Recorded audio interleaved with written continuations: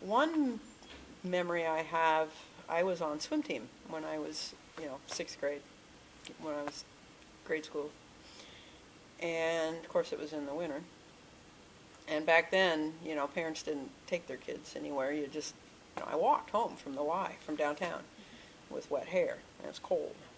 And she always had a warm dinner saved for me in the oven, and it always tasted so good. And I remember other kids would say, they weren't really ever sure what they were going to have for supper, but I always knew. I think that having a special needs child in the family breeds compassion. And I think that our family would not have been, I don't think any of us would have been the same people had it not been for Nancy. We're not perfect by any means, and we didn't, but I do. I think there's an innate happening. I just think it happens when you have a special needs sibling. And I've always felt that our family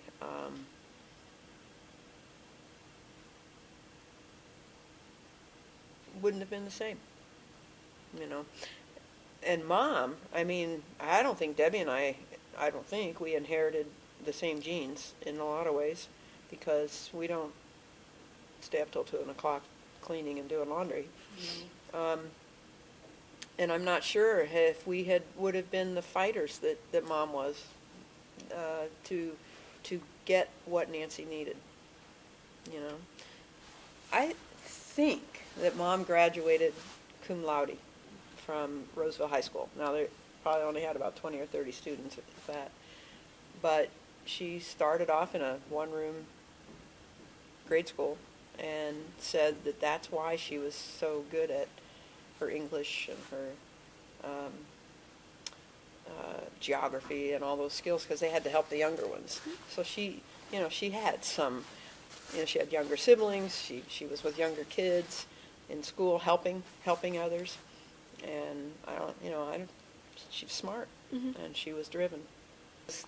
Dad, he was involved with the community, and so was Mom, and they made us feel special too.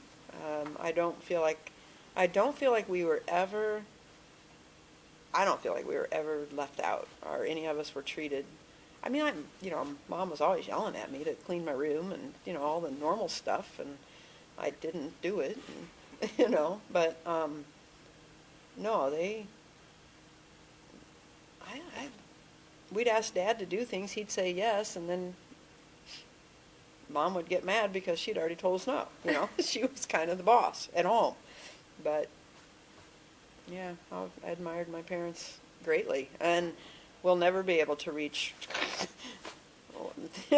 their level of commitment to community. I think there can be heroes that are unsung, that nobody really knows about, that they work in the background. There are a lot of heroes, a lot of definitions of hero, but I think Mom was picked because of her commitment to building Warren Achievement and then the United Way. She had an ability to get money out of people. That's what she did, and did well.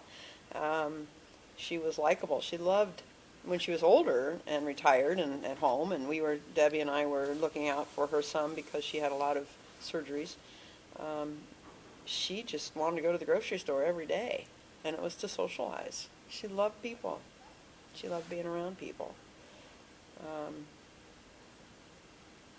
But a local hero is, somebody to commit that is doing good for others. And that can be washing somebody's dishes because they can't. Mom was just more out in the open because, and a lot of people are, that people recognize and see. I don't think she thought of herself as a hero. In Mom's case, she broadened that to help a lot of others.